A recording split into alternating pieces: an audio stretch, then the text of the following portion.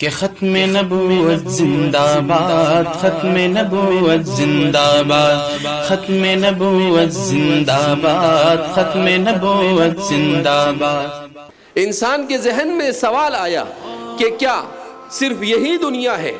ایحسب الانسان، کہ کیا انسان یہ سمجھتا ہے ان یترک سدی، کہ اسے ایسے ہی چھوڑ دیا جائے گا اور اس کا کوئی حساب کتاب نہیں ہوگا؟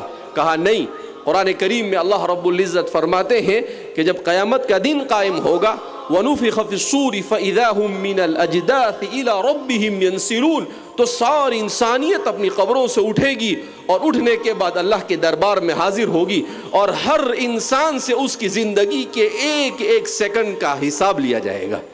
اللہ پوچھے گا کہ کیا کیا تم نے؟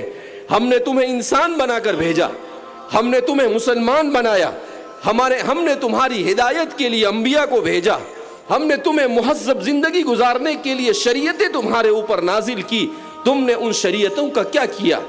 تم نے کتنی میری بات مانی اور کتنی اپنے خواہشات پر تم نے عمل کیا؟ تم نے کتنا علم حاصل کیا اور کتنے علم حاصل کرنے کے بعد اس پر عمل کیا، اور کتنا تم نے اللہ کا اور اللہ کی مخلوق کا حق ادا کیا؟ اس لیے انسان بن کر آنا جہاں پر بہت بڑی نعمت ہے، وہیں پر اس اہمیت کو سمجھنا کہ مجھے اپنی زندگی کے ایک ایک لمحے کا جواب دینا ہے، یہ ہمارے نوجوان کو اس بات کو سمجھنا چاہیے۔ کیوں؟ اس لیے کہ اس وقت کا سب سے بڑا فتنہ وہ ہے انسان اپنے وقت کو موبائل پر بیکار چیزوں میں استعمال کر رہا ہے۔ حدیث پاک میں نبی کریم صلی اللہ علیہ وسلم نے ارشاد فرمایا لا تزول قدم عبد حتى يسأل عن اربع، کہ قیامت کے دن ایک ایک انسان انڈیویجل الگ الگ اللہ کے دربار میں حاضر ہوگا، اللہ کے سامنے کھڑا ہونا ہے، اور اللہ پوچھے گا عن عمره فيما افنى، کہ زندگی کہاں گزاری؟ زندگی موبائل میں گزاری، زندگی گانے سن کر گزار دی، زندگی فلموں کو دیکھ کر گزاری، زندگی سیریلیں دیکھ کر گزاری، زندگی سوشل میڈیا پر گزار دی، زندگی تم نے اپنے آپ کو صرف مزین کرنے میں اپنی زندگی کو خرچ کر دیا۔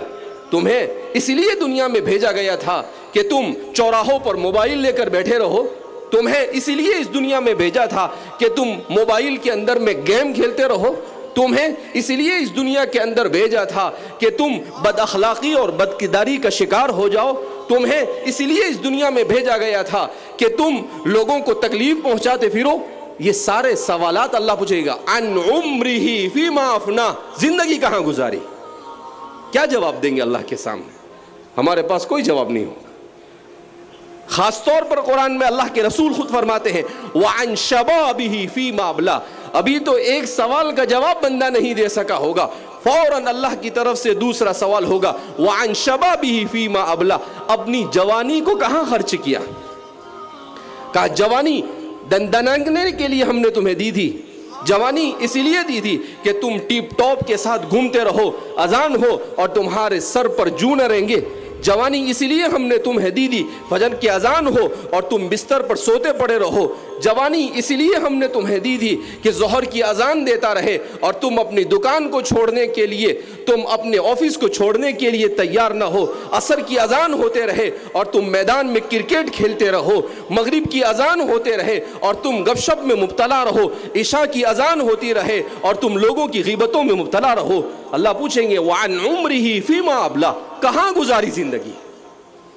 نوجوانی اس لیے دی تمہیں طاقت دی، تمہیں قوت دی، تم اپنے بلبوتے پر سب کچھ کر سکتے ہو، یہ سب کیوں دیا تھا ہم نے؟ تم ایسا سمجھتے ہو کہ اس کا کوئی حساب نہیں لینے والا ہے؟ اللہ فرماتے ہیں ایک ایک سیکنڈ کا حساب دینا پڑے گا۔ وعن شبابہ فیما ابلا، کہاں گزاری جوانی؟ اس لیے میرے نوجوانوں کان کھول کر سنو، اتنی آسان نہیں ہے موت کے بعد کی زندگی۔ موت کے بعد کی زندگی، اگر اس زندگی کو لاؤبالی پن کے ساتھ گزارا، اس زندگی میں اگر اپنے آپ کو انسان نہیں بنایا، اپنے اخلاق اور کردار کو نہیں سدھارا، اپنے آپ کو علم سے آراستہ نہیں کیا، اپنے والدین کے حقوق کو ادا نہیں کیا، اپنے پڑوسیوں کے حقوق کو ادا نہیں کیا، اور اپنے بھائی بہنوں کے حقوق کو ادا نہیں کیا، مسلمانوں کے حقوق کو ادا نہیں کیا، اللہ کی مخلوق کے حقوق کو ادا نہیں کیا، اللہ کے حقوق کو ادا نہیں کیا، کل قیامت کے دن اللہ کے سامنے ہم منہ بتانے کے قابل نہیں ہوں۔ G S herbal wholesale Ayurvedic ادویات کا قابل اعتماد مرکز۔ تجارت کے خواہش مند حضرات کو ہم مکمل ٹریننگ دیتے ہیں۔ ہمارے ساتھ تجارت کر کے بھرپور پیسہ کمائیں۔ علماء کرام، حفاظ، ڈاکٹرز اور میڈیکل والوں کے لیے خصوصی رعایت۔ تفصیلات کے لیے ابھی رابطہ کریں۔